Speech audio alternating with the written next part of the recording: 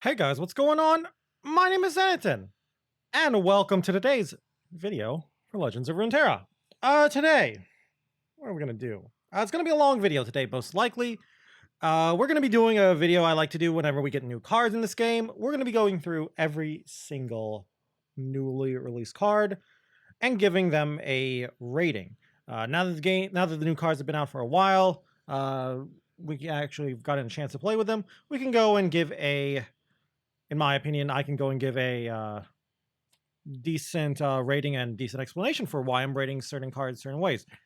So if you're new to this series, really quick overview. These cards are rated purely for constructed, 5-star system, no half stars, 0-star being the worst, 5-star being the best. So 0 is like meme level stuff. 1 is like pretty much unplayable with a little potential. 2 and 3 is about where most cards would go, I'd say. 2 is like just fine kind of card, just okay, maybe a niche card. 3 is just very middle of the pack. It plays like a specific role in a deck, or it just does its job well, but it doesn't do anything really special. Maybe a tech card that's just somewhat powerful, but it's just an okay, powerful card, but doesn't feel oppressive or anything. 4 stars are basically 5 stars, but they fall short in some way. 5 stars are pretty much those meta-defining, very powerful. You're running as many copies of this card as you can in your kind of deck. Or they're just really, really powerful, even if you don't run all the copies. Just really powerful cards that you see and you probably question, how did this get through development? So we're going to go through every single card pretty much through alphabetical order. We'll start with the Runeterra champions because it's kind of hard to categorize them because they're kind of their own thing. So, enough rambling. Like I said, this is going to be a long video, so let's get started with the Runeterra champions. And we got 2 of them. First off, we have Jax. Jax is a 2-mana 3/2. Okay. He's only a 2-drop, so can't expect too much from Jax as a 2-drop. His origin. Put any Weapon Master cards in your deck during deck building. Very, very bland origin. Pretty much an Evelyn style origin where it's like you can put my cards in your deck. That's it. No extra passive, no like Jhin, no Bard, or as we'll see soon, Kane kind of thing where it's getting a little extra for playing this Runeterran guy, who's Jax here. So yeah, little kind of boring there. But what's Jax actually do besides being a 2-mana 3/2? Auto-equip the Light of Acacia when you summon Jax. Okay, what's the Light of Acacia? A 1-mana 0/0 equipment. Okay, that kind of sucks. It has Quick Attack. Okay, so we're going to give Jax Quick Attack. So by himself, he's a 2-mana 3/2 with Quick Attack. So he's Draven for 1 less mana. And if he dies, he gives you Light of Acacia, which basically lets you give Quick Attack to any unit you want. That's okay. If Jax is leveled, the Light of Acacia also has Overwhelm. Okay, it starts to get a little real there. How do you level up Jax, though? Equipped allies have struck for 15 plus damage. That's a lot of damage. I'm going to be honest with you. Since the set has come out, I think I've seen Jax level once, maybe twice. Doesn't help that Jax, I think, is not that great. What does Jax do when he levels? Besides the Light of Acacia giving Overwhelm now, Jax, when he attacks, gets +1/+1 for each equipped ally this round. So maximum, I assume that's like +6, barring any like rallies and stuff, of course. So yeah, you have a full board and every single unit is equipped. Sounds a little impossible to have happen, because if that happened, you're probably winning the game. And of course, his champion spell is Counter Strike. Give Jax Barrier this round and Forge him. Pretty solid champ spell. It's basically Lux's Prismatic Barrier, but it can only target Jax. So a little less flexible Prismatic Barrier, but it does Forge instead as a trade-off. So Light of Acacia will basically be a 1/1 after the first Forge. So I don't know. It's a pretty solid champ spell. I don't know. He's fine. Like, that's the thing. He's fine. He's not doing anything too broken. And yeah, I feel like they want you to forge the Light of Acacia a lot and have Jax die. Like, I feel like that's what the idea of Jax is that he wants you to make Light of Acacia big. He wants to then die, and then you put Light of Acacia on something else. Maybe he doesn't even want to die. Maybe he's just like a backup plan in case Jax dies, but I don't know. He's just so fragile. So for all those reasons, I'm only going to give Jax a 3. Like, he's just a very fine, okay card. Like, not weak, but not really strong. I look at him and I'm like, yeah, whatever. The funny thing is, the best part about Jax is the whole, you can put all the Weapon Masters in your deck, in my opinion. But that's because Weapon Masters plus Concurrent Timelines is really strong. And our next Runeterra champ, we got Kane. Now, there's a lot here. All right. So we're going to have to take a while here to explain Kane and talk about Kane. So let's start off with level 1 Kane. Level 1 Kane is a 5-mana 2/5 with Challenger, Origin, the Shadow Reaper, auto-equip the Darkened Scythe. When I kill an enemy, heal me for 2. Level up, I've struck twice. When I level up, recall me. Okay, so that's all just level 1 Kane. Now, Kane's Origin actually does something. First off, put any cultist in your deck. Okay, sure, whatever. You know, put my cards in my deck, pretty much. Once you've summoned 3+ cultist units, draw a Kane. I've heard this Kane is actually drawn from the top. Like, this is the topmost Kane that's drawn, so you could actually do some cute stuff with, I don't know, some buffs like Omen Hawk or whatever, but I think that's a little too cute. And what his champ spell is 4-mana slow spell Shadow Step. Give Kane quick attack this round. He starts a free attack challenging an enemy.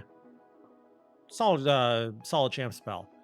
So what does level 2 Kane do? Well, he gets recalled to your hand. He turns into level 2 Kane, as we can see on the right. When you play level 2 Kane, he transforms into Rost or Shadow Assassin. Basically, Red Kane or Blue Kane. Rost is Red Kane, Shadow Assassin's Blue Kane, if you don't know that terminology from League. And they both do very different things. Rost is a 5-mana 3/6 with Challenger, Overwhelm. Auto-equips the Corrupted Scythe. When I kill an enemy, fully heal me and heal 2 for your Nexus. Shadow Assassin is an elusive Challenger. Auto-equip Shadow Scythe. That's it. I guess he's a 3/6. Shadow Scythe is... They're all 0/0 2-mana weapons. Shadow Scythe gives +2/+0 when you attack. Darkened Scythe gives +1/+0 when you attack. Corrupted Scythe gives +1/+1. So the thing is, like, I feel like you'd always just want to go with Red Kane with Rost. Blue Kane's a little bit better than I give him credit for, though. I think Blue Kane's not terrible. Basically, you want to choose Blue Kane when you're... I don't know if I would say desperate, but you want to end the game really, really quickly. So you choose Shadow Assassin because he does end the game quickly. He grows really big. With his first attack, assuming no crazy buffs or anything happen, he's a 5/6 elusive with his first attack, which is pretty good. And it's not hard for Kane to level. I think it's fine. Here's the problem. You're doing a lot of work. First off, you're sort of harming your deck building by playing a Runeterra champion. This is true of pretty much any Runeterra champion. Cultists, thankfully, are pretty solid. But you're hurting yourself a lot and jumping through a couple of hoops to get Kane. Specifically, I'd say Rost most of the time, which is like, yeah, I jumped through all these hoops to get a slightly better Thresh. And honestly, like, while I do think Kane is better than Thresh, Thresh does have I guess, an unseen effect. An effect that doesn't really get talked about too much. Basically, he makes combat awkward. Because, you know, if your opponent attacks in with too many units and you have a Thresh out, they might level up Thresh and you summon like your Nasus or your Aurelion Sol or whatever secondary champion you're playing. Kane doesn't really stop that. Like, you might say like, oh, if he's Rost, he'll heal stuff. Yeah, but that's also... that takes a while for that to happen. Level 1 Kane doesn't really stop combat that much. So yeah, I don't know. It's like, I like Kane. I really, really like his design. I like everything about him. I like his champ spell. I like the origin. It's a simple origin, but drawing the champion that you built your deck around is really powerful. Red Kane's really, really cool. Blue Kane's better than I gave him credit for when I first saw him. But my problem is the power level of this card just... it's a little low. We are getting rotation soon, so in the future, a lot of these cards I'm rating a little bit lower than you might say they should be rated. They're probably going to be better because of rotation. But for now, I just give Kane 3 stars. He's fine, but in all honesty, I'd rather just play a second region and play, you know, the good cards of the second region rather than Kane. And now let's go on and start talking about the regions themselves, and we'll start with Bandle City and Bandle City's new cards. So, Bandle City got a lot of new stuff. They got a new champion in the form of Nora, and they got this new effect of new boon called Mysterious Portal. Mysterious Portal is a boon similar to Chimes. So, you know, they go on your deck, into your deck, on your cards, and when you draw that card that the boon's on, activate the boon. Mysterious Portal says, summon a random 2 or 3 cost follower. If your board's full, create a 0 cost fleeting copy in your hand instead. Pretty solid, solid effect, very high on RNG though. So, Eclectic Collection is the first card from Bandle City we're going to talk about. It's a big one. 7 mana burst spell, so you're always getting this off no matter what, because burst speed. For each ally, plant a Mysterious Portal and 3 Chimes in the top 10 of your deck. And then plant a Flash Bomb and 3 Puff Caps on random cards in the enemy deck. So, assuming you can put up to what? 6 portals, 18 chimes, 6 flash bombs, and 18 puff caps? Granted, that's if you have a full board. It's not that hard to get a full board with an actual portal deck. You know, with the portal cards, basically.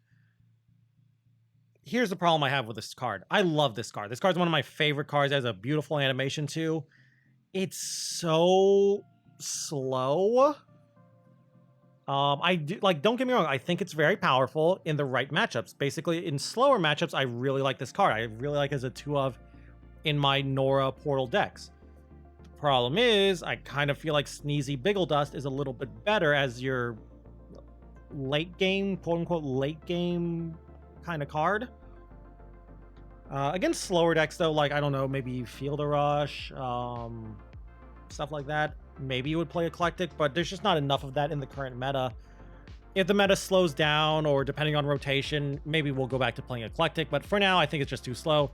So for that, I'm going to give it 2 stars. I think it's an okay card, but it needs the right meta. And our next card, Junk Construct. 2 mana, 2/2, last breath, plant a Mysterious Portal in the top 4 of the deck. Very simple, easy to understand card. It's also a Fae for Fae synergy, which is kind of nice. I guess one of the nicest things is it can be found from Fae Sprout that you find from Conchologist. Very solid card, just not dying to a ping is really nice too. Kind of makes it awkward for your opponent to attack in.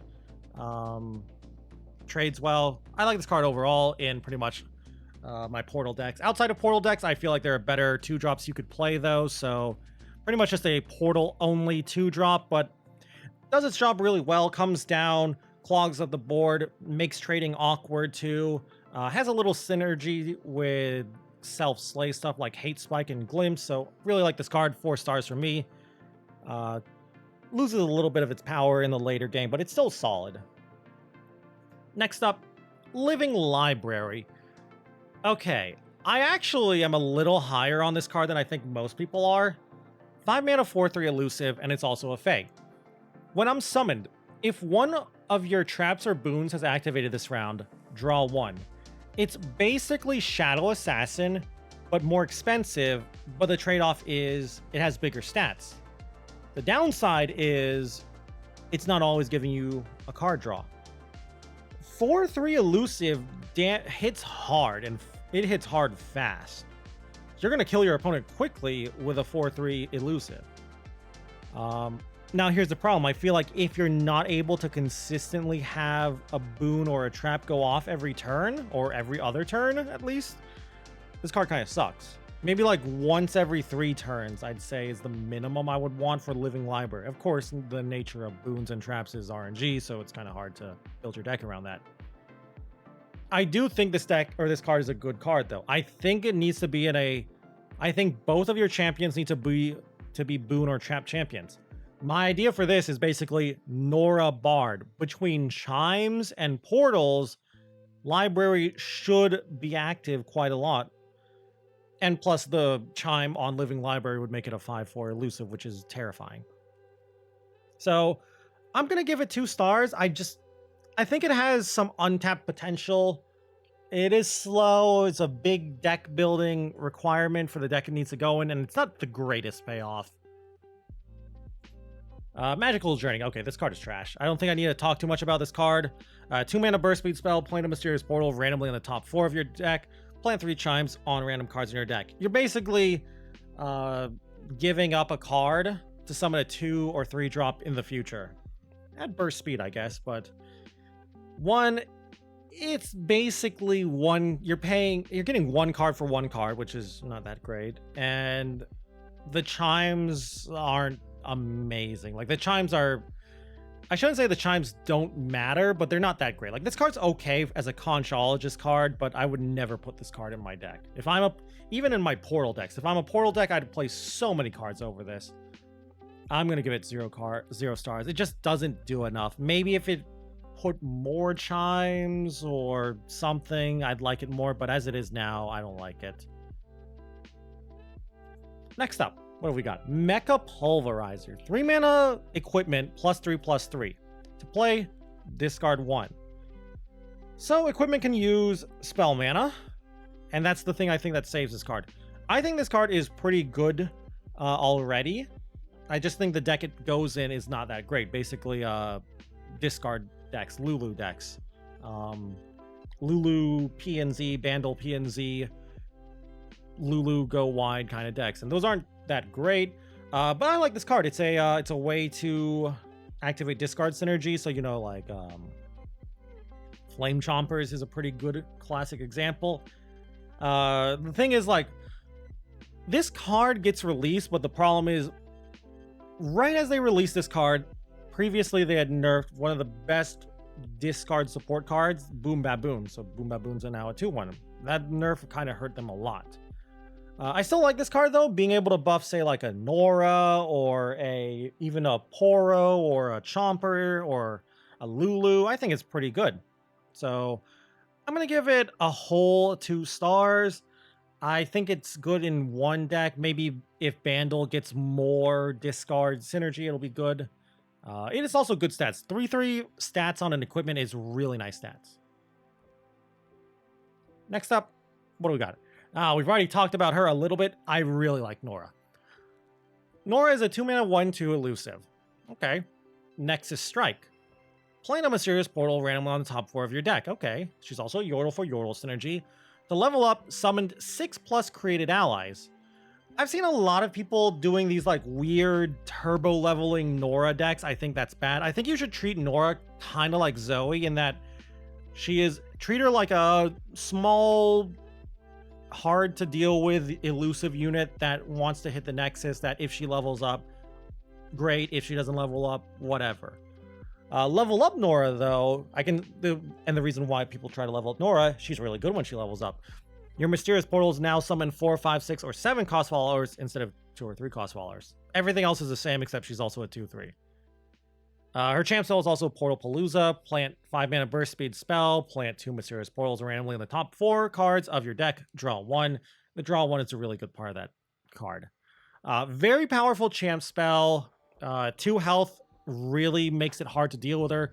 Basically, think of a Bandle Commando. Bandle Commando's not that great right now, but when Bandle City go wide, Bandle City Fae, whatever you want to call it, is good, or was good. Bandle Commando is good because 1/2 for 2 elusive is really hard to deal with. So Nora's hard to deal with. Yes, we've gotten some better removal though recently with the Hate Spike buff, and we'll see it later, Quietus. But yeah, I think Nora's really good. I think you can do some crazy stuff with her.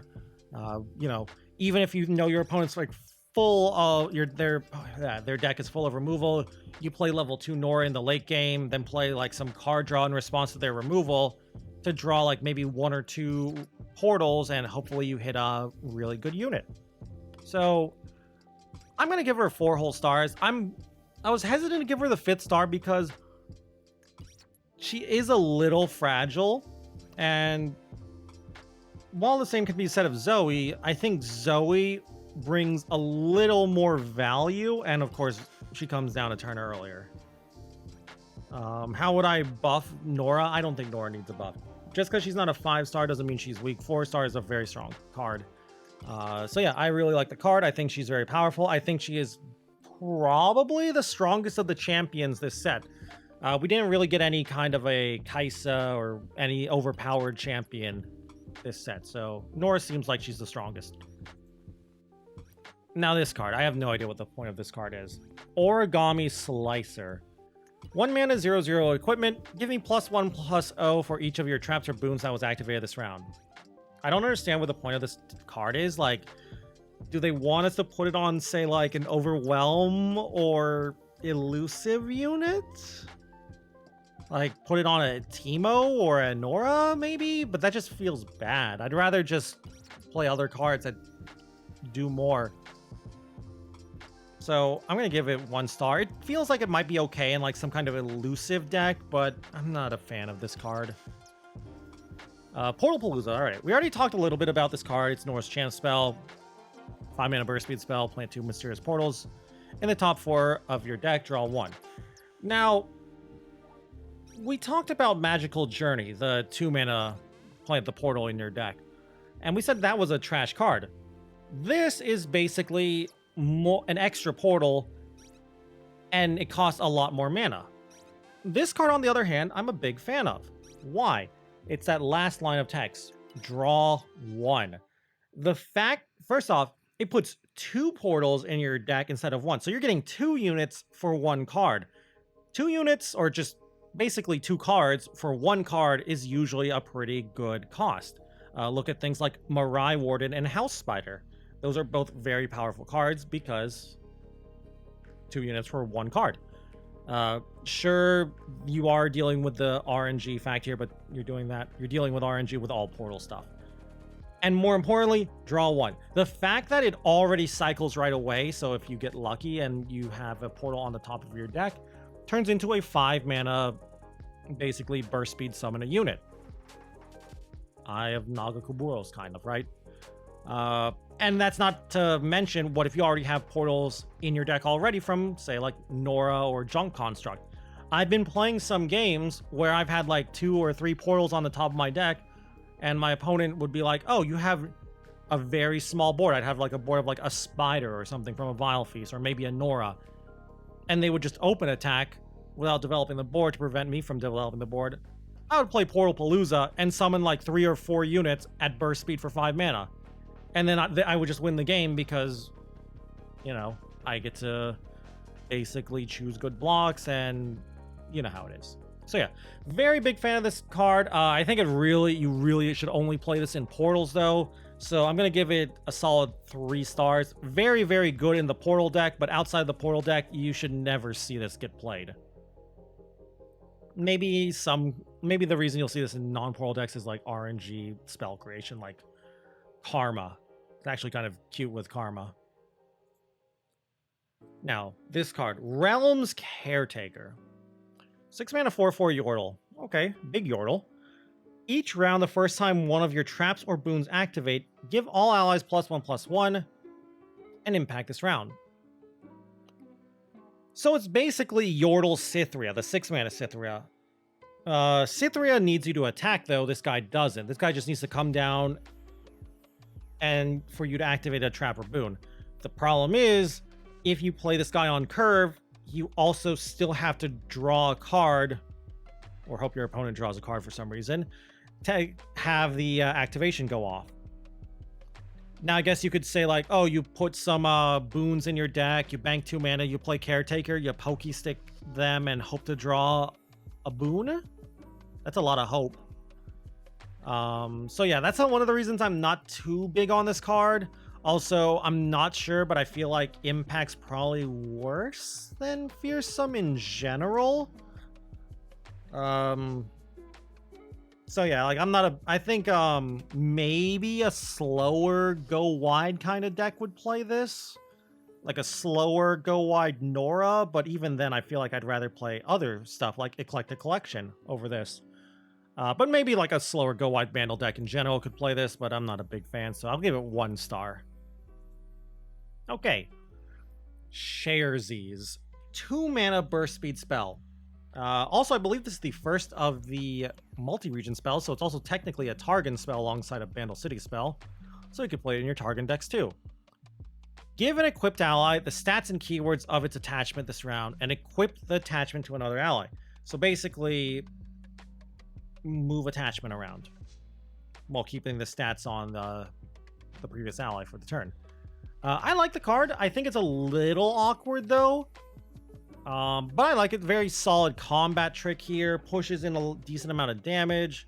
I feel like there's definitely some shenanigans you can do because it copies keywords as well. So, you know, overwhelms and scouts and stuff like that. So I'm going to give it 2 whole stars. It's only getting 2 stars instead of more because you do have to kind of build your deck around it. It's not that great payoff for equipment. And it feels like it might be a little awkward and hard to play and get value out of in an actual game. And our last Vandal City card, though, the Teamaker. Another portal card. 3 mana, 3/1 Fae. When I'm summoned, plant a mysterious portal randomly in the top 4 of your deck. I like this card, but my biggest problem with the card is it has 1 health. 1 health on a 3-drop is so bad. 2 drops with 1 health is already bad enough, but when your 3 drops just dying to pings, basically think like, you know, Pokesticks, Vile Feast, Make It Rain right now, I'm not a fan of this, especially when pirates are really popular.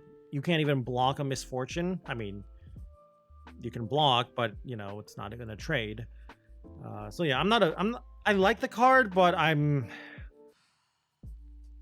know. I think I just like the design of it. It's a really nice art, but I just think the card's a little too fragile for a 3-drop, so I'm going to give it 2 stars only. It's okay if you just want more portal creators, but I think I'd rather play other spells and stuff, or maybe even other units before I play a 3 mana 3/1. Anyway, that's all the new Vandal City cards. Pretty good stuff. Nora's pretty great. Some of the spells are pretty solid. Junk Construct's nice. Let's go to Bilgewater. Heavy Metal. Okay. 2 mana slow spell. Destroy a unit's equipment and deal 2 to it. Okay. It's basically Mystic Shot at slow speed that can't go face. But you get the upside of destroying the equipment of whatever you deal 2 to. I like it. Mystic Shot's a very good card. I would play Mystic Shot at slow speed even probably in a lot of decks. So yeah, I'd play Heavy Metal. Really nice for Spell Matters decks too. So, you know, Nami. Just solid removal all over. Does kind of fight for the small removal spot in Bilgewater decks would Make It Rain.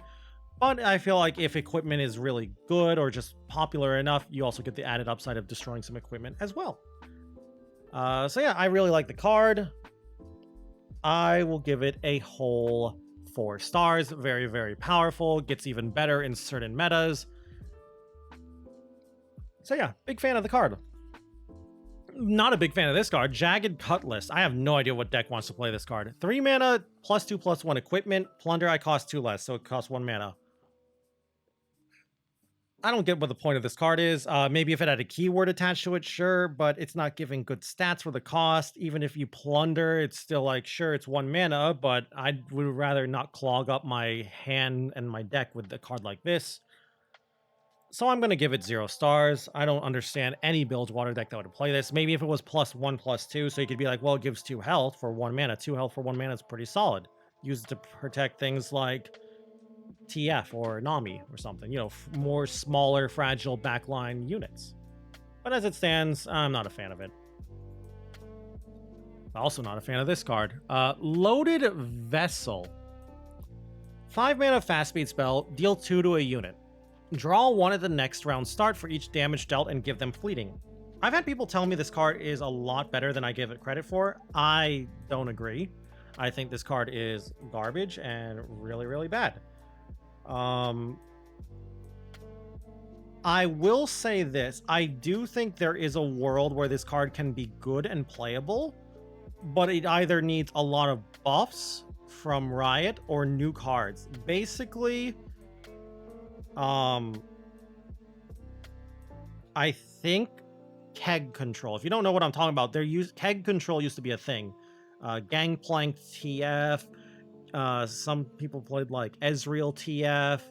I've seen even Gangplank Thresh. Basically, kegs plus damage-based removal. Kegs have kind of fallen out of favor recently in the meta. I'd say like the past 6 months or so since Bandle came out. Kegs haven't really been a great thing.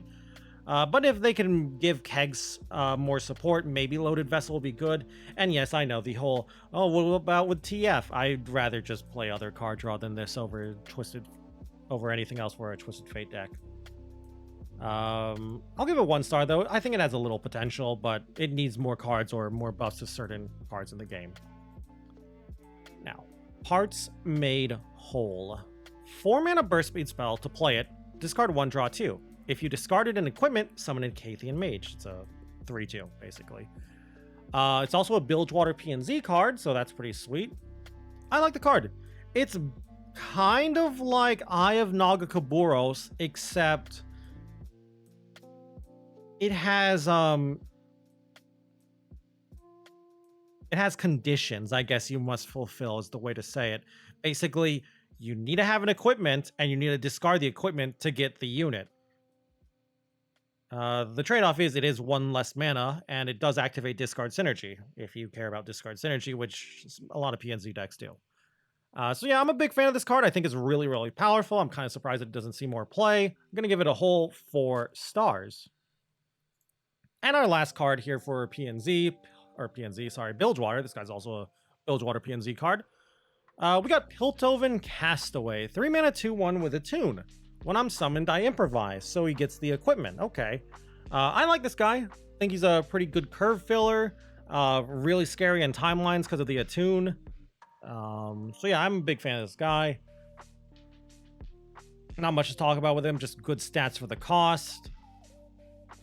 Helps really fill out the 3-drop slot too. So yeah, just overall really, really powerful. Gonna give it a whole 4 stars.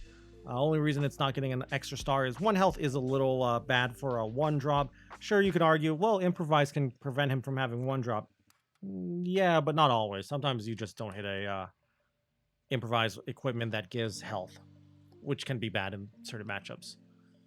And our next region, we got what? Demacia, I believe. We're going to start off with Catch.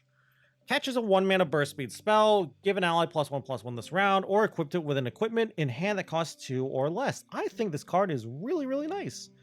I feel like the problem, though, is that equipment is... It kind of wants to be in a Forge deck, and Forge just doesn't seem that good to me. It's also a Freljord card, too, so you can put in your Freljord decks, your Ornn decks, basically. But it's kind of a cute card. You forge up a big equipment... You use like a big cheap equipment, and then you use Catch to throw that equipment back onto the board, but it's a little clunky, so I'm not the biggest fan of it. Plus, as a combat trick, both Freljord and Demacia are loaded with good combat tricks, Sharp Sides, Troll Chance, etc., etc. So I'm gonna give it 1 star. I think it has potential, but it needs a lot when I could just play Sharp Side instead. Now Combat Cook. Now this guy, though, talking about good cards, this guy's great. 4 mana, 2/2. When I'm summoned, I improvise and forge me. So he gets the improvise equipment and basically gets +1/+1. So he's already, looking that alone, he's already a 4 mana 3/3 improvise. And the thing on top of that is, because of the way equipment works, when he dies, you'll get the improvised equipment, or the forged improvised equipment. So I think this guy's really nuts. I'm kind of surprised he's so strong. I'm kind of surprised he's not a 2/1. Feels like he should be a 2/1. And also, don't even get me started when you play a timeline and then play this guy. You can get high rolled and just lose the game on turn 4 with this guy, seeing like a 4 mana, I think like 10/8 scout or something. So yeah, I'm going to give him 5 stars. Well, first off, you should think of timelines. Really good with timelines. Even outside of timelines, still pretty solid. Okay, what is this? Demacia Steel. I kind of forgot this card existed for a while. 1 mana +1/+1 equipment. That's it. Very simple, easy to understand. Very low impact kind of card. It's not bad, but I don't want to waste a card slot in it. Maybe with Catch you can do some shenanigans, but it feels like this is a card you want to forge a lot, so then it becomes a cheap 1 mana stat boost kind of thing, but that's really slow. And again, the meta's not slow enough for you to do that kind of stuff. So I'll give it 1 star. I think it's okay and there's potential, but I'd rather play other stuff, even cheaper equipment. Ranger Knight Defector, though. First up, Occultist, so you can put in your Kane decks. 4 mana 4/3 with Tough. Once you've equipped an ally this game, grant me Scout. Scout is so nuts. I really like this card. I really like this card with equipment as well. The health on this card is a little low. A lot of 4-drops will just trade with this, but I do think this card's really, really strong. Really annoying too. Pushes in a decent amount of damage very quickly, especially on curve. Kind of fights for the 4-drop slot though with Combat Cook, but I think it's a very good card, so I'm going to give it a whole 4 stars. Mostly not getting that 5th star because it is a little fragile by turn 4. Of course, you got Sharp Sight and other things in theory. And our next card, Silence and Suppress. 1 mana slow speed spell, destroy a unit's equipment, and if it's a follower, silence it. It's a tech card. I'm not a big fan of it, but that's it. It's basically a tech card. You play this, I guess, if there's a lot of equipment, and very good equipment, like forged stuff. I don't think there's enough like that out there to really want to play this, but again, it's just a tech card. I've seen some people say like, oh, it's a main deck Equinox. I probably wouldn't main deck Equinox is the other thing, so if you want main deck Equinox, it's fine, but I'll give it 1 star. It's a strong tech card, but outside of certain metas, the card's kind of useless, so 1 star from me. Next up, we got Tempting Prospect. I'm probably overrating this card. I really like this card. 1 mana burst speed spell, very cheap. Pick a follower or equipment from the top 4 of your deck, draw it, place a rest into your deck. I thought this card was a lot better when I first saw it because I thought it also had champions when I realized it was follower only and equipment. I wasn't as high on it. I still think it's a pretty good card. It's solid filler in any Demacia deck pretty much. As long as you're playing enough units, of course. And Shellfolk. It does work with Shellfolk, and Demacia Shellfolk's not the worst idea ever, so you could try that. But yeah, I like this card. Big fan of it. I'm going to give it 2 whole stars. It is a little clunky, and you do kind of have to build your deck. If you're putting this card in your deck, you do have to think about it when you're doing your deck building, so I'm only going to give it 2 stars. Next up, we got Freljord. Ornn region, basically, and Ornn was released in this region, this set. Not a big fan of Ornn, in all honesty. I like the guy, not a big fan of this card. Starting up, though, we got Adept Weaponsmith. A 3 mana 3/3, play Forge an Ally. Sure, whatever. Basically a 3 mana 4/4, which, I mean, 3 mana 4/4s have seen play. Badger Bear was originally a 3 mana 4/4, but good stats for the cost is not what this game's about anymore at the moment. Again, maybe with rotation, maybe we can do these like good stats for cost kind of decks, but I just don't think the card does enough. And this is going to be, you're going to hear this a lot with all these Forge cards. Just a little too slow. It doesn't really just do enough for me, so I'll give it 2 stars. It's fine. Outside of the Ornn deck, though, I'm not a fan of it. Ornn deck, Forge deck, whatever. Maybe if it was Weapon Master, so you could put it in a Jace deck. Jace? I meant Jax. Anyway, Bellows Breath. I believe this is Ornn's champ spell, too. 5 mana slow spell, Forge an Ally, deal 1 to all units, then do it again. So you're basically... It's an Avalanche for 1 more mana, but you get a double Forge. Okay.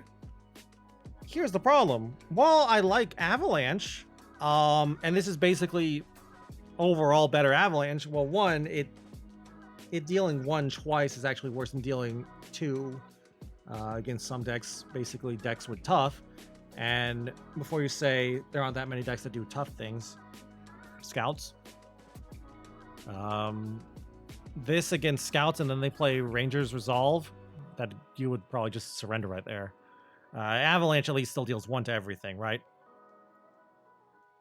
And also against decks that you want Avalanche against, you want Avalanche as fast as possible. So while this is slightly better Avalanche, I'd say it is more expensive. So, you know, against things like aggro, I feel like you'd rather just play Avalanche. It does have Scarground support because it is hurting your own stuff. So maybe some Scargrounds deck would play this, but not a fan of it, so I'll give it 2 stars. I think it has some versatility, and if you care about Forge, you would consider playing this over Avalanche, but yeah. And Scargrounds is mostly a meme nowadays. Now, Bone Club. This card. 5 mana +4/+4. That's it. Equipment. It's a lot of stats for the cost, but that's it. It's not even cheap, so it's very expensive. Sure, you can use spell mana, but it's still expensive. So yeah, not a fan of this card. If you can cheat it out somehow, sure. Kind of helps level up Ornn really quickly, but yeah, I'm not a fan of this card. I'll give it 1 star. There are some like very niche scenarios where I can see this card getting played, but overall, not a fan of it. Now our next card. Favored Artisan. 2 mana 1/4. When I'm summoned, create a Time and Dedication in hand. Time and Dedication is a 1 mana focus speed spell, Forge an ally. It's not fleeting, so you can hold it for later turns.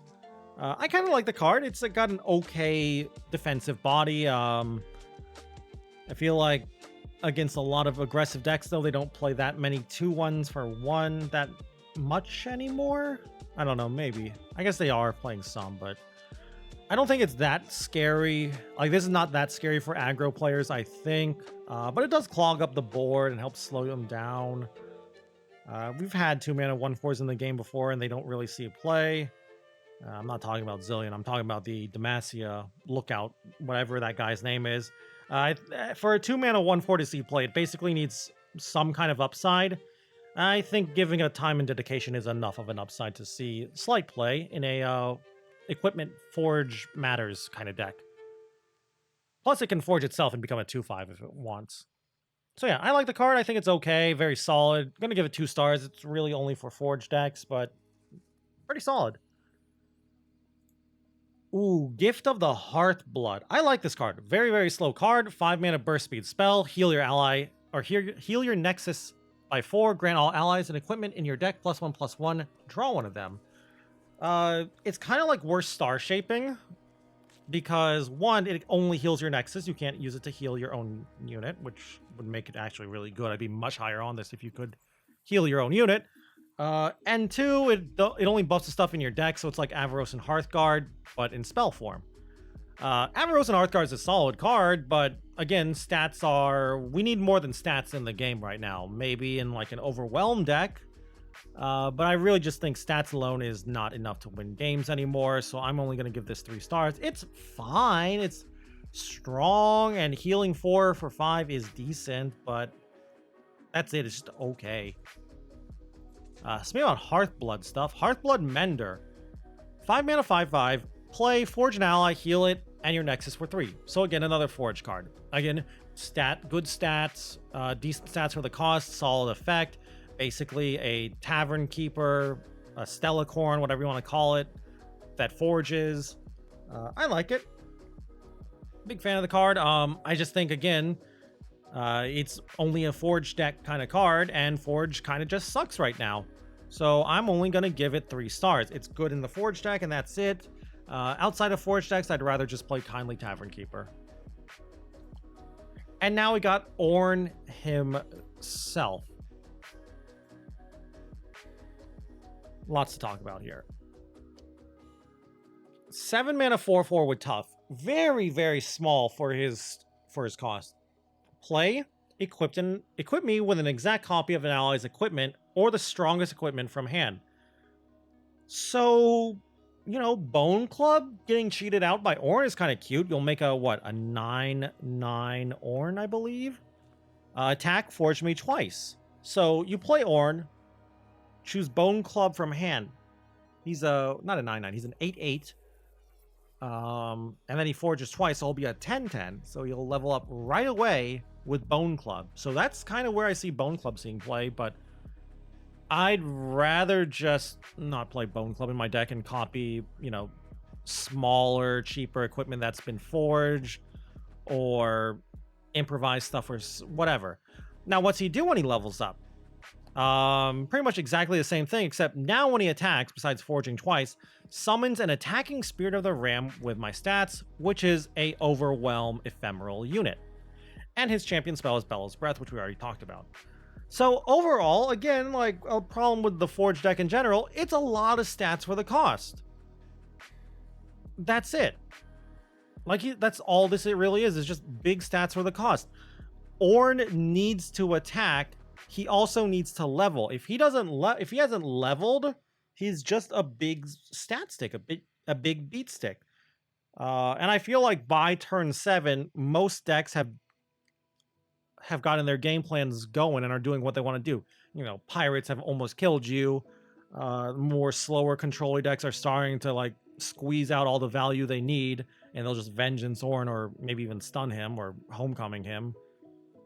So yeah, not a big fan of this guy. I think he's really, really weak. I think he's just way too slow, but in a new format, a rotation format, a slower format basically, maybe Ornn can see play, but for now, I think he's just not that great.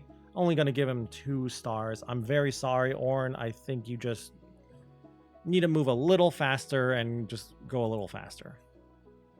Well, we got his Forge. Ornn's Forge. 3-mana landmark. When I'm summoned or round start, create a time and dedication in hand. It's a fleeting time and dedication. Pretty solid card. Thankfully, it creates one as well right away. If it didn't create one when it came down, then I'd not be a fan of this card. So yeah, I like the card. I think it's okay. Big tempo loss, but if you can not just die right away, I think the card is fine. I think it gives you a lot of value. So yeah, big fan of the card. It's okay. Lots and lots of value, so pretty solid. I'm only going to give it a whole 2 stars, though, because again, like Ornn, it is really, really slow, and slow is not what you want to be in the current meta, and not what you want to be in the meta for a while now. And Weaponsmith's Apprentice. 1 mana, 1/1, first time you equip an ally, forge it. It's okay. Most of the time, I'd rather play Omen Hawk, but I feel like in Forge decks, I guess I'll play this over Omen Hawk, and Omen Hawk's not that great. Also, 1 health on a 1-drop does kind of suck. I mean, 1 health on anything kind of sucks because of ping, so I'm only going to give it 1 star. And Rot Colossus. Kind of not that big a fan of this card. I've said it so many times, I'll say it again. Really, really, really slow. 8 mana, 8/8, Overwhelm. First time I'm equipped, create a copy of me in hand. Granted the equipment stats. So you summon a big guy, equipped in, gives you another big guy in hand who's an even bigger boy. And then you gotta summon that big boy too. And you still gotta pay another 8 mana. So you're spending 8 mana over and over to summon these big boys. Compare this to other big boy kind of finisher cards, this guy kind of sucks. Like, compare this guy to, I don't know, Captain Farron. Very similar card. You know, they're both big Overwhelm boys. So yeah, not a fan of this guy at all. Maybe, again, in rotation with a slower format where you can go for this kind of grindy value. Sure, but right now, 0 stars, unplayable card. And our next region, we got Ionia.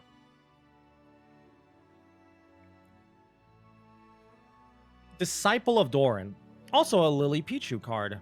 And when I say Lily Pichu, I mean the voice actress for this card is actually Lily Pichu, so that's cool. Also a good card, in my opinion. I think Disciple of Doran's really underrated. 2 mana, 2/2, which is solid stat line for a 2-drop.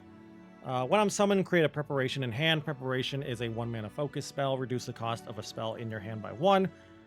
Kind of awkward and hard to use preparation, but if you ever have more than 3 mana, or you're gonna burn some mana, you got more mana than you can spend and bank, that's when you can cast preparation.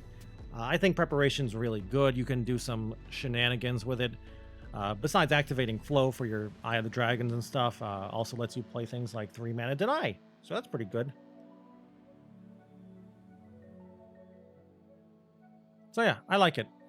I'm gonna give it a whole 3 stars. Very solid card. Nothing crazy here, but just solid card. Next up, we got Entrancing Lure. Also, a dual region card. So Ionia Noxus. 2 mana burst speed spell. Give an ally challenger this round. If it's equipped, draw 1. It's a very interesting card when compared to Sonic Wave. Sonic Wave gives you 2 spells, and it lets you buff your unit for +2/+0, so you can trade up. Entrancing Lure's trade-off, though, is you only get 1 spell, but theoretically you can draw a card. I feel like in most Ionia decks, I'd rather just play Sonic Wave, but maybe in a Noxus deck I would play this. And then the other problem is they need to be equipped. If it's not equipped, then if you're not going to have too much equipment, then this card kind of sucks. Still, though, I like the card. I think it is a very solid, decent option for removal cards in your deck. I'll give it a whole 2 stars. It's just that most decks, I feel, would rather just play Sonic Wave. Now, Ionian Hookmaster is actually one of the reasons why I think Entrancing Lure is actually pretty decent. Ionia Hookmaster, also a dual region card. Ionia Noxus, 2 mana 1/1 weapon master, so she can also be in the Jax decks. This card is busted. 2 mana 1/1 when I'm summoned, improvise. I think this card should be a 0/1. This card is so good. I think almost any Ionia or Noxus deck should play this deck, as long as they're not a very, very, very specific type of deck that plays a very specific game plan. A good example of that would be like Ezreal Cannon. But I think this card should be played in so many decks. It's so good. The equipment is so decent, and it's just such a powerful 2-drop. Maybe, I guess this is basically a good 2, especially for Noxus. This is a 2-drop you could consider over House Spider if you don't need or don't think you need to go wide with House Spider. So I like this card. Very big fan of it. I really think it's going to get nerfed in the future. I'm giving it a whole 5 stars. Next up, we got June. June the Prodigy. 3 mana 4/3. First time I am equipped. Give me Barrier and Lifesteal this round. Solid stat line, and Barrier Lifesteal is pretty good. Basically, Spirit Refuge. Kind of awkward to get that, though. Here's the problem. I'd rather just play Tasty Feyfolk. Just a 3 mana 4/2 Lifesteal. Sure, June gets Barrier, but the Barrier and Lifesteal are only for the round. Tasty Feyfolk's Lifesteal is permanent. So, I just think Feyfolk with... what's it called? Tasty Feyfolk with Twin Disciplines is so much better. But maybe if you're playing some equipment, you could play this instead, because Barrier is pretty good. Some kind of like weird tempo-based equipment deck, but I don't really see it happening.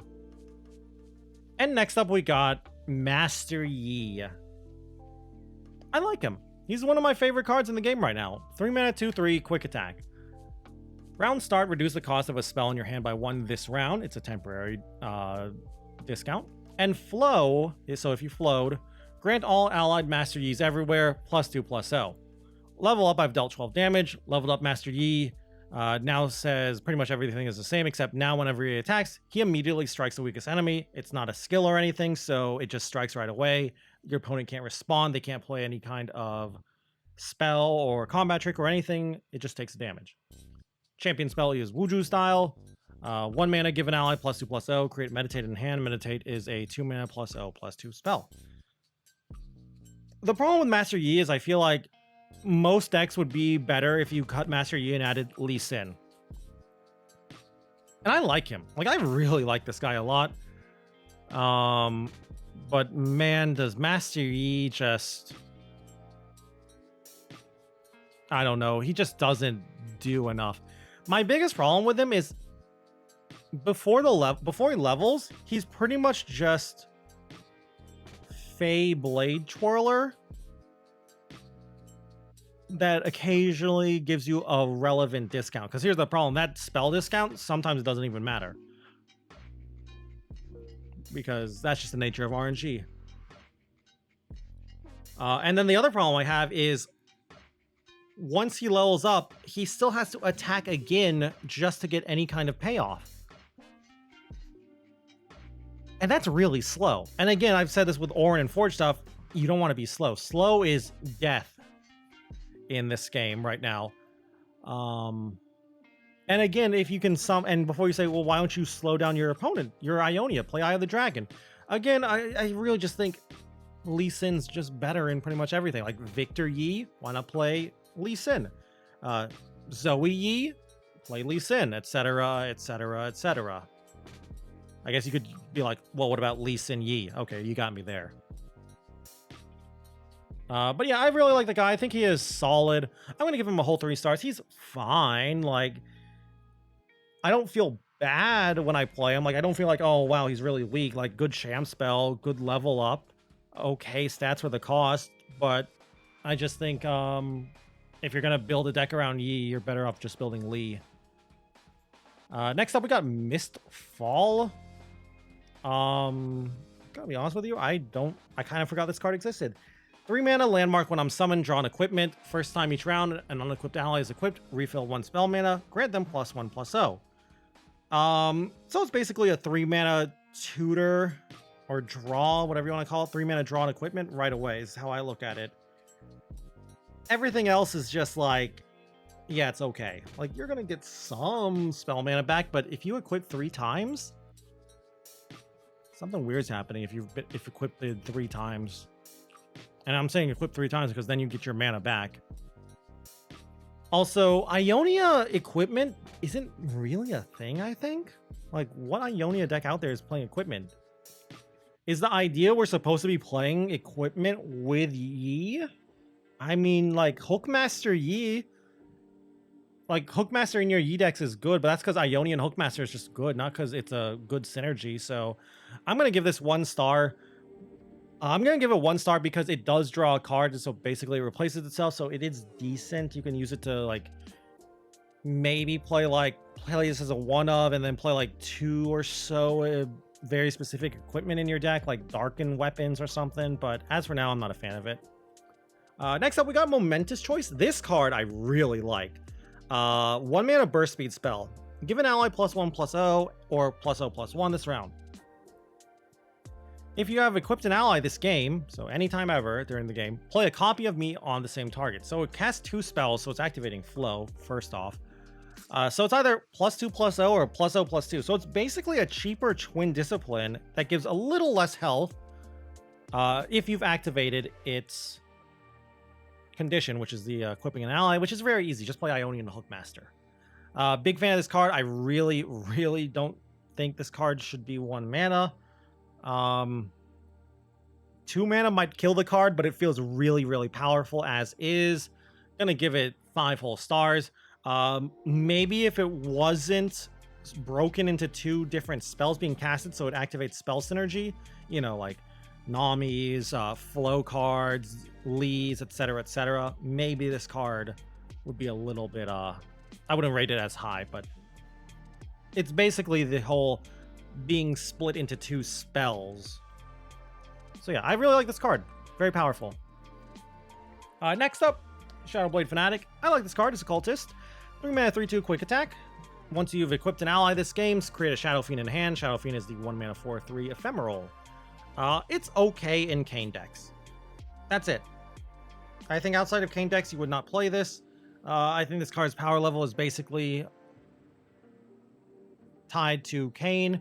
Holds equipment decently too because of quick attack, so I like the card. Shadow Fiend kind of makes it awkward for your opponent to develop before attacking as well, so I like the card in Kane decks, but Kane decks are not that great in my opinion.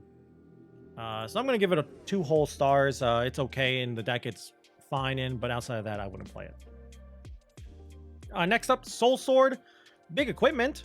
4 mana, 3/2 equipment. Flow, I cost 2 less. Kind of slow though. Like, you can make Master Yi a 5/5 with this.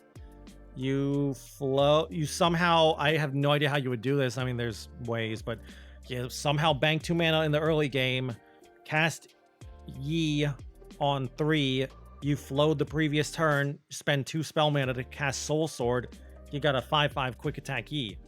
That's a lot of work for not that great payoff. So yeah, not a big fan of the card. I think it's okay. It gives good stats for the cost. Maybe for a +2/+3 I'd like it, but it's okay in a flow deck, but I'll just give it 1 star. I'm not the biggest fan of it. Now this card, I'm a big fan of this guy. Vestian Disciple. Overall, he's pretty much Zoe. 1 mana, 1/1 elusive. Nexus Strike, recall me and transform me into Shimon Wind. Shimon Wind is a 2 mana burst speed spell. Summon Vestian Disciple and draw 1. This card's crazy. Basically, you're getting card advantage like Zoe does, except instead of having to cast super cool star chart, you cast Shimon Wind, and it helps cycle through your deck. Also a burst speed blocker / burst speed attacker at that, so that's really nice too. Big fan of this card. Think this card is really, really OP. Honestly feels like it should probably be a 2 mana card, maybe like a 2 mana 2/1.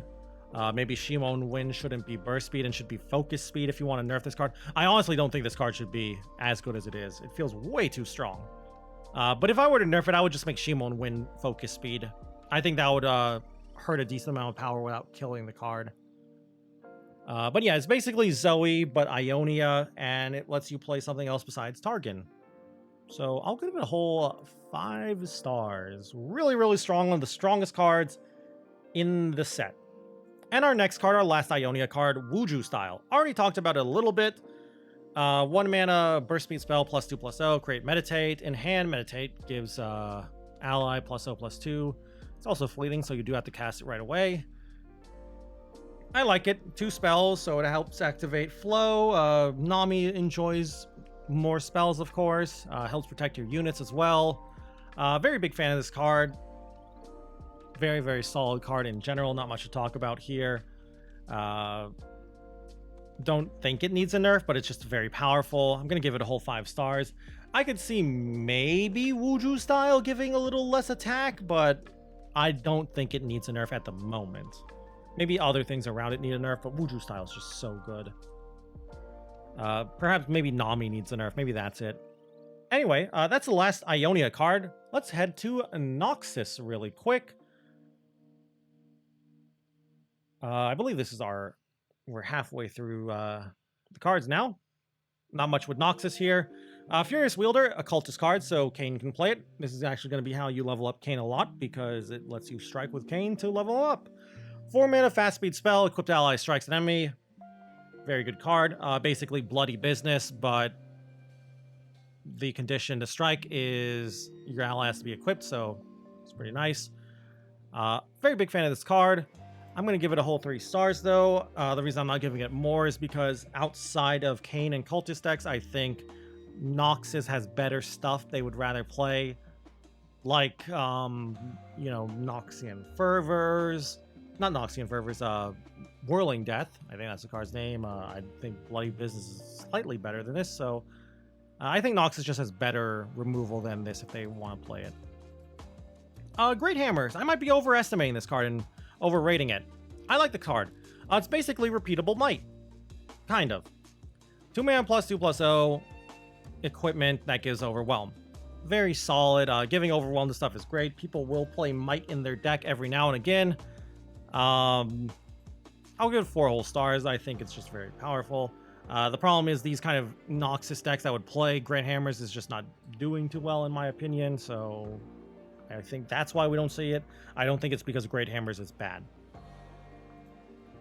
Next up, Noxian Defector. I think this is the worst of the cultist cards, in all honesty.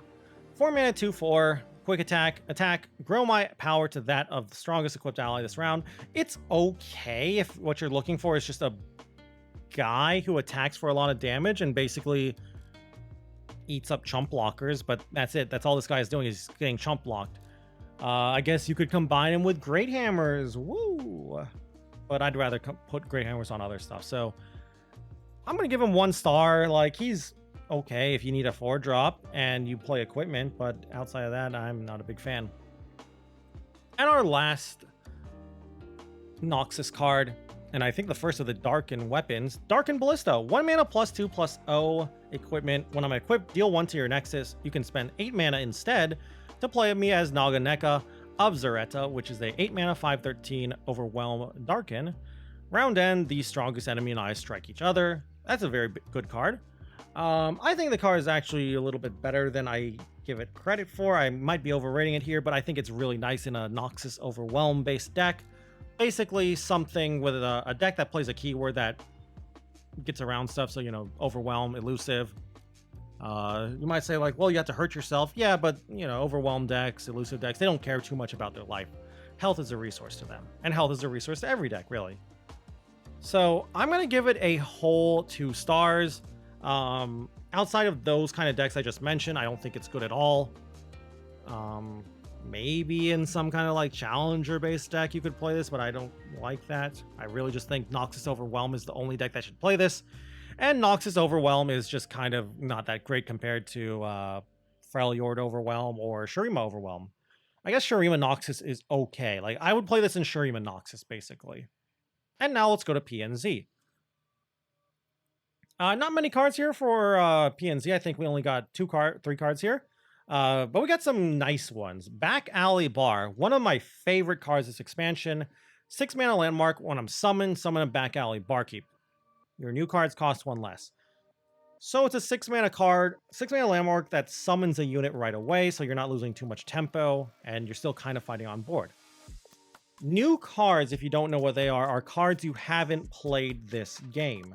So even if they're in your deck, if you haven't played a copy of it, it costs 1 less. So I think this card's really, really nuts. The discount's so powerful. You're going to get the mana you spent on this card back so quickly. So I think the card's really strong in all kinds of PNZ control decks. So I'm going to give it a whole 4 stars. The only reason it's not getting that 5th star is it's a little RNG thanks to Back Alley Barkeep, and it is kind of slow. Now, Catalyst. 3 mana, 0/0 equipment. Spells and skills deal 1 extra damage. It's Funsmith in weapon form, equipment form. I like the card. It's a very powerful effect. The problem is putting this on a unit and not having that unit die. You put this on a unit and that unit dies, you lost a lot of tempo. So I feel like the way to play this is to put it on something that's hard to kill, a very sticky unit. Basically Fizz. So like some kind of PNZ, Vandal City, Victor, Fizz kind of Shellfolk deck. That deck kind of exists. It already uses a lot of burn too. So you put Catalyst on Fizz, makes your group shots, your Pokey Sticks, your Mystic shots, your Get Exciteds that much better. The ping from Ballistic Bot as well. I kind of like this card. Again, like a lot of cards, it's kind of slow though. I'm going to give it 1 star though. 1 star because it's really, really slow and it's very hard to actually get it on a unit and have it stick. Because once your opponent sees this get put on a unit, they are definitely going to spend removal to get rid of it. And our last PNZ card, Hexbliterator. 6 mana, deal 5 to a unit. If I kill it, obliterate it. It's at fast speed. I like it. I kind of wish it dealt 1 more damage. But it's okay. I feel like I'd rather just play Thermo Beam, though. I feel like Thermo Beam just is a little bit better.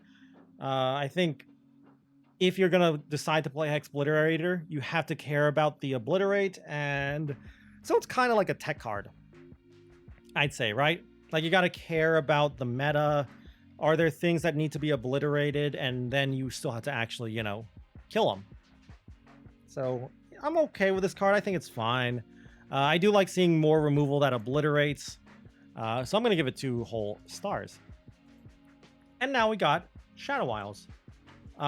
First off, we got I'm going to give you got a spoiler here because I didn't put the no star version in the right order. But we got what's it called? Firath? Yeah, that's his name. Firath. Firath is a 1 mana 1/1 weapon master, so you can put him in Jack stacks. Shadow Isles Shurima card, so it can also go in Shurima. Can't block. That kind of sucks, and it's also ephemeral. But when I'm summoned, I improvise. It's a solid card, decent, attacks in decently well.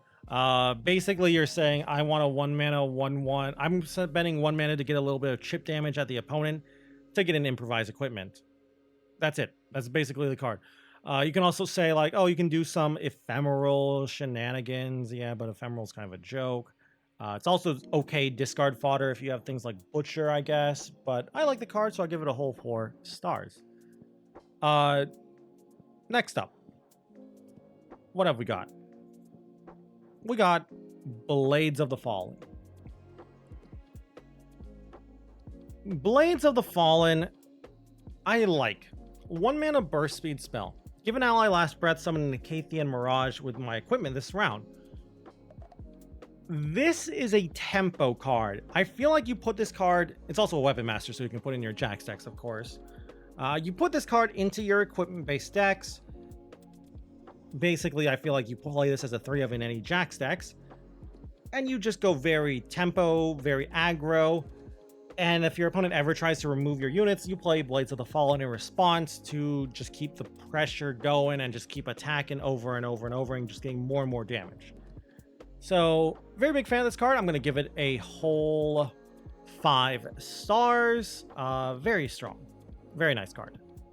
Next up, Keeper of the Box. It's a cultist, so it can go in Kane decks.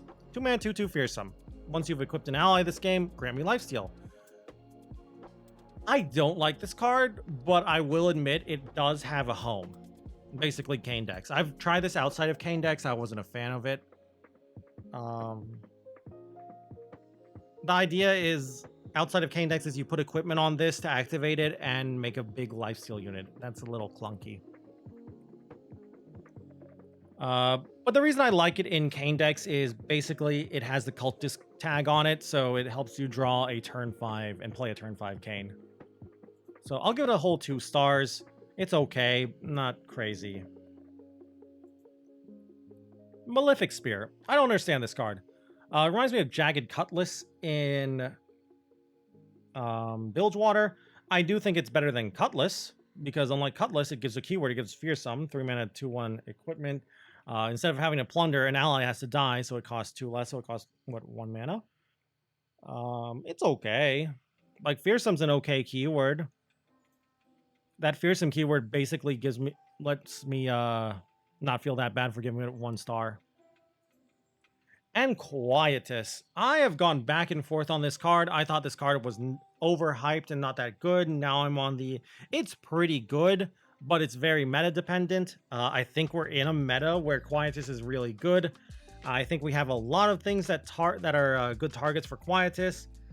Thankfully, it is 1 mana too, so even if your opponent uses something like a Twin or a Sharp Sight or whatever to save their unit from it, at least you're probably ahead on mana. But yeah, like things like Ezreal's, actions, what else is there? Anything like a 1-drop or 2 drops from aggro decks, Elise. So I think Quietus has a decent amount of hits. You can also use it to get rid of really problematic equipment too, like Treasure of the Sands. So I like the card. Gonna get a whole 4 stars from me. The reason it's not getting a 5th star is because sometimes it just doesn't have good hits in some matchups, unless you're, of course, playing freezes as well, a way to shrink units. If you are playing a way to shrink units, then this card's really good. Next up, we got another Darken weapon. We got the Darken Halberd, 1 mana 2/2 weapon. Pretty good stats for 1 mana. To play me, kill an ally. You may spend 10 mana to play me as Terosh. Terosh is a 10 mana 10/10 fearsome. Each round, the first time I attack, fill your attackers with revived ephemeral copies of the strongest followers you've slain this game. It can take your units as well. I just realized that today, actually. So yeah, I like the card. I think Darken Halberd's really good, really nice with Kindred decks. Since it can be used with Spell Mana too, it's really, really cheap to activate. Bank 1 mana in the early game, have like a Prey or an Undying on turn 4 alongside with your Kindred, you play this killing a Prey or Undying, buffing up Kindred. Then you have a 6/5 Kindred that, and then you also activated Kindred's Mark. So pretty solid. And if you really need it, Tarosh is a solid win con. I'd say Tarosh barely ever matters though, and you shouldn't really evaluate this card too much when looking at Tarosh, but Tarosh is a nice, like, oh, okay, I'm kind of running out of win cons. Let's just slam Tarosh. So I'm going to give it a whole 4 stars. Just really good in Slay decks.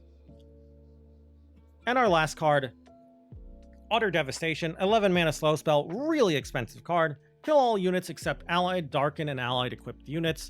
Basically, it's a more expensive Ruination that sometimes doesn't wipe all of your board. Ruination's already not the greatest card, so we're paying an extra 2 mana to not have some of our units die. It's okay. In almost any Shadow Isles deck, I'd rather just play Ruination, but maybe in a Kane deck, because it is a cultist card, I would play as a 1 or 2 of. But yeah, I think it's okay in a Kane deck in the right meta, basically a tech card. There's lots of like slower, grindier mid-range, and maybe I would play this card. Like a 2 of. So I'll give it a 2 stars, in fact. Next up, we got Shurima. Not much to talk about here in Shurima. No new champs or anything. First off, Buried Armory. 1 mana landmark. Countdown 2. Create a Treasure of the Sands in hand. 3 mana 4/4 equipment. Very, very powerful in the early game. The only reason I'm not going to give this that high of a ranking is kind of a dead draw in the late game. Like turn 10, even turn 8, you draw a top deck of Buried Armory. It's kind of trash and tempo loss when you're looking for a more explosive, faster kind of plays. So yeah, not a fan of it. Basically, I'd say like if you want to draw one and only one of these cards in your deck anymore, and you kind of I don't know, I feel like it's the returns are just worse every time you draw more than one of these. Still though, 3 mana for 4/4 stats is really good, so I'm going to give it 3 stars. And Forsaken Bakai. Now this card I really like. 1 mana 2/1. It's also a cultist, so Kane likes it. Predict when you play it. If you pick a Darken or an equipment, grant me +1/+1. So it's a 1 mana predict. That sometimes is a 3/2. Sure. Yeah. I mean, we played the, I can't remember the name of the card, the 1 mana landmark that summons a Clockling, the 2/2 Clockling sometimes. Any deck that played that didn't care about landmarks, I'd rather play Forsaken Bakai. This card's just so good. 1 mana 2/1s with upside are really, really good. They trade well, and of course, if the upside's good, then it's really good, and Predict is a really good upside. Plus, again, sometimes it'll be a 3/2. So, very, very powerful card. Gonna give it a whole 5 stars. Feels like it should probably be a 1/2 or even a 1/1, but whatever. Maybe I feel like they wanted to push him. Next up, we got Heedless Resurrection. 5 mana slow spell, cultist card too. Once you've equipped an ally this game, I cost 2 less. Revive the strongest dead allied champion. It is a very slow card, but you can look at it as kind of like Miscall that summons a you always know what you're getting back with this Miscall, basically.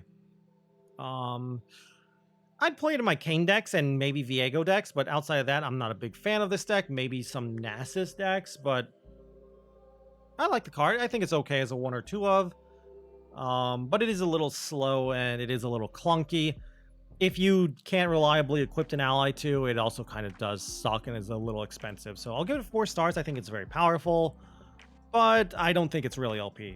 I just think it's really strong. And our next card, I believe this is the last Darkened weapon. No, we have one more Darkened weapon. Darkened Bloodletters. 1 mana +1/+0 equipment. Last breath, if my bearer is not a Dark Enthrall, summon a Dark Enthrall. You can spend 6 mana to play me as Zelani.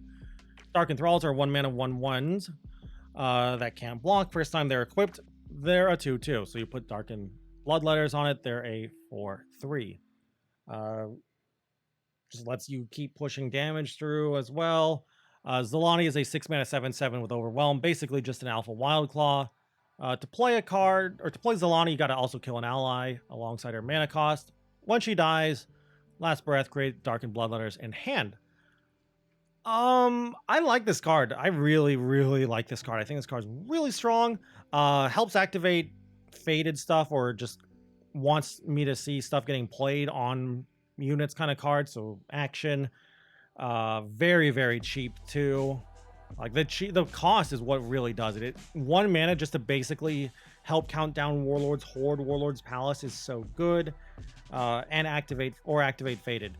And on top of that, it just helps you fight more for the board. Sure, the cultist, Dark Enthrall, can't block, but you know, if you attack and push in damage, it's pretty much like blocking, kind of, when you think about it. So yeah, I'm gonna give it a whole 5 stars. I think this might arguably be the best Darken weapon. I think the remaining Darken weapon, the Targon one, is arguably almost as good though. Speaking of which, let's head on to Targon, our last region. Celestial Impact's our first card. I believe this is Kale's ult. 7 mana, obliterate a unit or landmark at slow speed. It's fine. It's basically a main deckable Comet, Fallen Comet. I'd play this over Sunbreak in decks that would play Sunbreak unless I care about Daybreak. Sunburst. But then again, I don't really see myself playing this too much. I'd rather just play Solari Priestess and hope to hit Comet. Maybe if there's a lot of stuff I really want to obliterate, I'll play maybe 2 of these main deck, but it's really slow again. I'll give it 2 stars though. I think it has a role to play, and that is basically slow speed vengeance for Targon, but slow speed vengeance is not a good thing. Even if it can obliterate and hit landmarks, it's still not that great. Next up, Draconic Bands. Draconic Bands I like. I'm a fan of. 4 mana for 3/3 is decent stats. Bearer is a dragon as well and gets Fury. My bearer being a dragon pretty much doesn't matter. Sure, I guess there's some dragon synergy, but dragon synergy is kind of a joke nowadays. Really, you can just look at this as a way to give a unit +3/+3 and Fury. That's it. But yeah, +3/+3, that's a lot of stats, decent stats for the cost. I pretty much just look at it as a way to give a unit 4 mana 3/3. Give it to elusives like Zoe or Sparklefly. So I like the card. I think it's okay. Not great, not amazing. I'll give it 2 stars. Next up, Seal and Steel. 2 mana fast speed spell, obliterate an ally, create a corrupted form with its stats. Corrupted form is a 3 mana equipment. Not a fan of it. I think it's just too slow. Again, like a lot of cards, just way too slow. 3 mana is way too much just for some stats. You're basically spending 5 mana to transfer some stats over. Maybe if it was 2 mana, like the corrupted form was 2 mana, I could see myself playing it, but then you could say, well, you could do some weird shenanigans with Catch and Demacia, or Freljord, I guess. Sure, but I don't even think that would be that powerful. Maybe in a mono Targon deck, I would play this if I just need more cards, but I'm not a fan of this. Like, it's like a Hourglass, but it's not as good as Hourglass. So I'll give it 1 star. And next up, we got our final Darken weapon, the Darken Lodestone. I like this one a lot. 2 mana, +1/+1, support, grant my supported ally +1/+1, permanent buff. You can spend 8 mana to play me as Harazi. 8 mana, 7/7 with Spell Shield. She's pretty big. Support, grow my supported ally stats to mine, give it my positive keywords this round. The stat growth is a permanent buff, so whatever is buffed is going to be a 7/7, unless, of course, Harazi is not a 7/7 when she supports. I like it. So the idea would be, you know, you're some kind of Zoe deck, you're using Darken Lodestone to buff Zoe, maybe buff Sparklefly. If that game plan falls through, then you just play Harazi and use Harazi herself to buff Sparkleflies or Zoes or even Tricksters. Basically, you're an elusive deck. And of course, Harazi herself is pretty big. So I'm a big fan of this card. I really like it a lot. Gonna give it a whole 5 stars. And I believe this is our last card for the video. Wandering Shepherd, another weapon master to close out the video with. 3 mana 2/2, target Vandal City card. Play, pick an ally, it improvises. If you don't, I improvise. Kind of like this guy. Even if you have no board, he can always just give himself the equipment, so that's nice. I think the strength of this guy is buffing up an elusive or just something else, maybe like a challenger. You know, like a Petricide Broadwing or something. Play turn 2 Broadwing, turn 3 this guy, maybe you get the quick attack equipment. So yeah, I like it. First off, gives you an improvised equipment, which is always good for the rest of the game. Buffing up Zoe or Sparklefly is really nice too. I've definitely used this guy to buff up Zoe's, and thanks to the stats from the improvised equipment, I have definitely won games by leveling up Zoe. So really big fan of this guy. Really, really powerful, very solid card. I'm going to give him a whole 5 stars. Just really good overall. Good 3-drop filler, good stats. Helps buff up units as well. And the equipment is also nice too, of course. So yeah, overall, good card. And that's going to be it for today's video. That is every single card that has been released in Awakening. Hope you enjoyed the video, of course. My throat and my voice is starting to give out too, I can tell. So I'm going to make this outro not too long, or try to make it not too long. But I hope you enjoyed the video. I hope you maybe learned something. Maybe you have a disagreement with me and you think something I rated highly or lowly is not as high or not as low as I gave it. Or maybe I'm not seeing some synergy that you're seeing. I'd love to hear your opinion down below. And if you guys just enjoyed the video in general, I'd love it if you could leave a like or a comment down below. And just once more, these are just my personal opinions. Of course, I'm probably wrong on some. Most likely, in fact, in all honesty. And if you guys also want to keep up with the Legends of Runeterra content, you can always go and subscribe to the channel as well. And if you want to watch me play some Legends of Runeterra, you can go and check me out over on Twitch at twitch.tv/Zenaton, where I stream pretty much every single day. Anyway, though, with that all said and done, thank you all again once more for watching this video. And until I see you guys in the next one, bye!